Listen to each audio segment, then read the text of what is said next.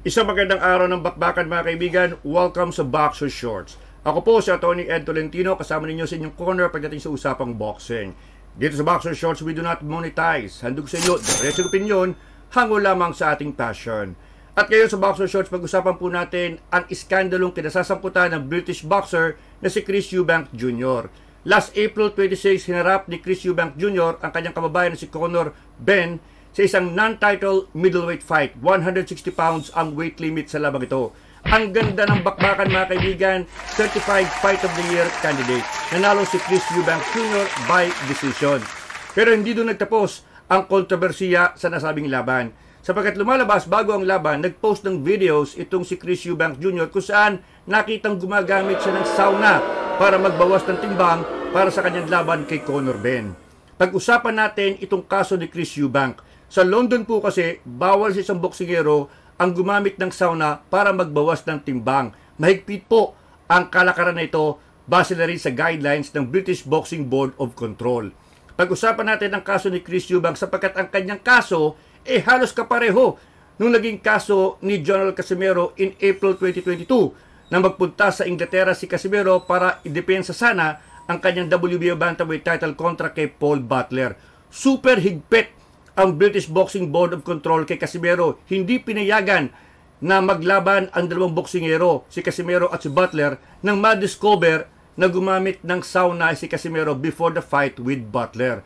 So tingnan natin, ganito rin po ba kahigpit ang British Boxing Board of Control sa iskandalong kinasasangkutan ni Chris Eubank Jr. na lumalabas gumamit din ng sauna before the fight with Conor Benn.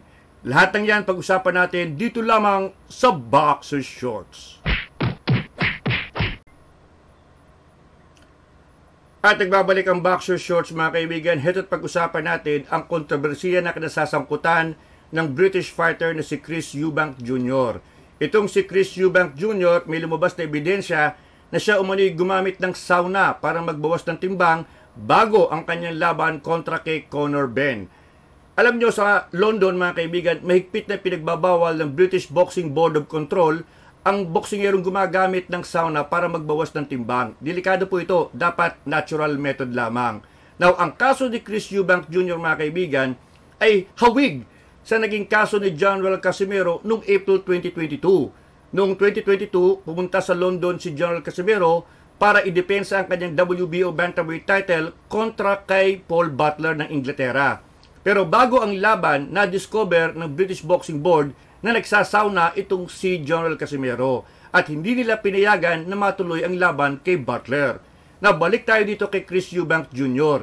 Natuloy yung laban niya kay Conor Benn bagamat nag-post siya ng videos before the fight kung saan gumagamit siya ng sauna suit. Ang sabi ng British Boxing Board, ngayon pa lamang namin iimbestigahan ang nasabing kontrobersiya. Parang lumalabas, nagbulag-bulagan sila doon sa mga videos na una nang ipinost ni Chris Eubank Jr. Social media yon. Ang dami nakakita ng videos. In fact, ang dami mga boxing fans ang nagsabi na wag nang ituloy ang laban kontra kay Conor Benn sapagkat kitang-kita nilang hirap sa timbang itong si Chris Eubank. Hirap na bumaba to 160 pounds. Pero ayon sa British Boxing Board, ngayon pa lang nila iimbestigahan. Tila malabo ang mata ng British Boxing Board sa kasong ito ni Chris Eubank Jr. Ito'y kabaligtaran sa kanilang sobrang istrikto sa kaso ni Casimero in 2022. Now, kung maalala niyo, doon sa laban niyo, sabi ko nga, pumunta si Casimero sa London para idepensa ang kanyang WBO title kontra kay Paul Butler na taga-Inglaterra.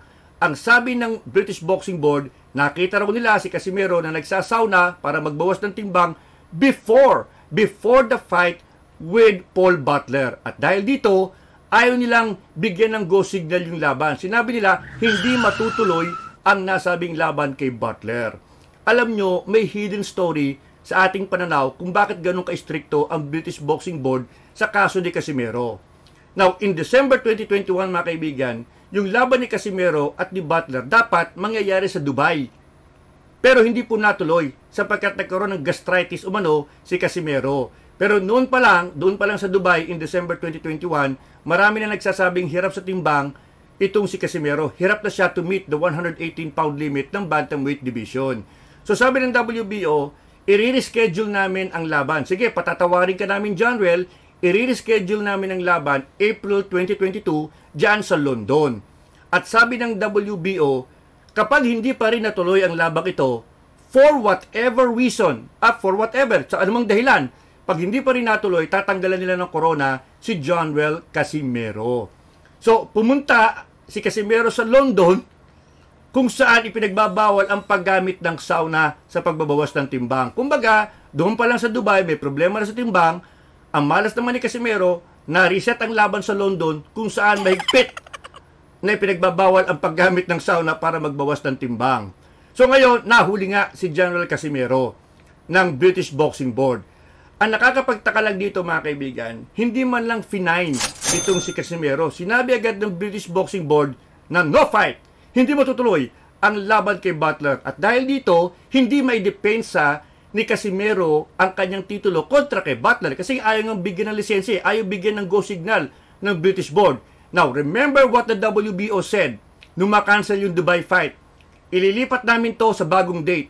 Pag hindi pa rin natuloy, for whatever reason, sabi ng WBO, tatanggalan ka namin, General, ng corona. So itong whatever reason to, it could be anything. It could be whatever reason. Pero ang British Boxing Board, in my opinion, gave the WBO that reason to strip Casimero of the title. They could have simply fined Casimero. Because alam nyo mga kaibigan, kung fine na nga nangyari at natuloy yung laban, tingin ko bugbog sarado yung Butler kay Casimero, and Casimero would have retained the WBO bantamweight title. By not allowing the fight and preventing Casimero to fight Butler, iyon ang rason na sinasabi ng WBO. Kapag hindi natuloy ang laban for whatever reason, in this case, the weight issue o the paggamit ng sauna ayon sa British Board, tatanggalan ka namin ng corona. So tinanggalan ng WBO ng title itong si Casimero. Pero hindi dyan nagtatapos ang istorya mga kaibigan. Sino ang nakinabang sa pagkakatanggal ng WBO title kay Casimero? Si Paul Butler na taga-Inglaterra, na kababayan ng mga opisyales ng British Boxing Board. Sapagkat nung matanggalan ng corona si Casimero in May 2022, si Paul Butler na-promote from interim champion to regular WBO bantamweight champion at siya ang napalabang kay Naoya Inoue later that year in a unification showdown. So, ang galing lumalabas sa tingin ng marami, ganun pala ang dahilan. Yun pala ang dahilan kung bakit napaka-stricto ng British Boxing Board kay Casimero. Kasi ultimately, ang makikinabang ay kababayan nila na si Paul Butler. Ngayon, tingnan natin dito kay Chris Eubank. Anong pwede mong gawin kay Chris Eubank? Hindi mo siya pwedeng tanggalan ng corona kasi non-title fight naman yung laban niya kay Conor Benn. Pwede mo lang siyang i-fine o i-suspend yung kanyang boxing license. Eh bakit kay Casimero hindi mo man lang finine? Bakit si Casimero bawal agad ang laban, cancel agad ang laban?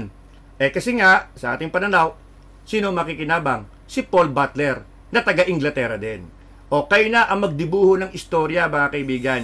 Iyan ang ating simpleng analisiya. Pero tingnan natin kung paano ia-apply ng British Boxing Board ang kanilang alituntunin sa kaso ni Chris Eubank Jr. Grabe, Hindi din nila nakita before the fight. Pero kay Casimero, super talas. Nakita agad nila. Ngayon lang nila nakita yung kay Chris Eubank Jr. at ngayon pa lang sila mag-iimbestiga. Samantalang kay Casimero, super talas, mga kaibigan. Kayo na po bahalang mag-conclude, mga kaibigan. Basta't yan ang ating simpleng analisiya sa kaso ni Chris Eubank Jr. in comparison sa naging paghawak ng British Board of Boxing Control dyan sa kaso ni John Well Casimero. Yan po ang buod ng ating Boxer Shorts for today. Naway naliwanagan kayo ng konti sa nasabing issue. Ako si Atty. Ed Tolentino, muli nagpapaalala, walang personalan, buntalan lang.